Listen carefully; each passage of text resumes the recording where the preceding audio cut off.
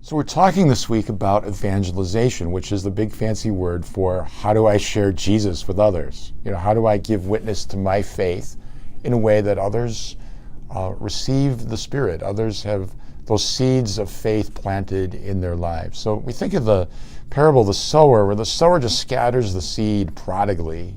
It doesn't worry about if some of it isn't going to come to fruition. Just scatter the seed everywhere and see what comes of it.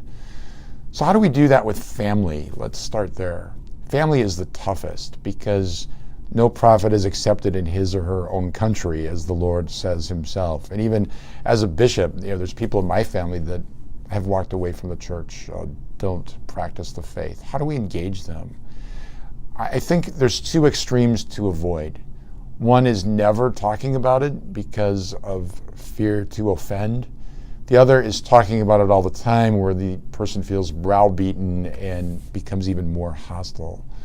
So I think the answer to that is that we continue to quietly live our faith and give witness to what the practice of prayer and sacrament and participation in the parish means to us, so that people in our family can see this is a good thing for them.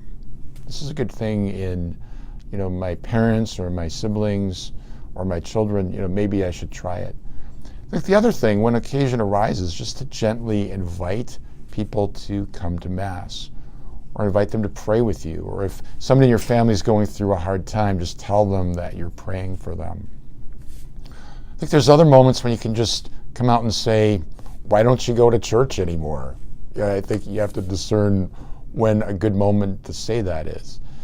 It takes some courage. You may get a negative response, but you've at least put the seed in their mind and heart that this matters to you. And in some level, it bothers you that they don't practice the faith and you want them to. So I think how we engage family is to simply continue to give witness to the Lord and continue to unconditionally love the people in our lives that don't practice the faith. Because you don't want them to get the impression that somehow you don't love them or you disapprove of them and push them away, because then they're going to feel that it's all conditional and love is unconditional. So think about who are the people in your family that don't go to church, don't practice the faith. Think, what are some very specific ways you can just plant seeds in their hearts and minds?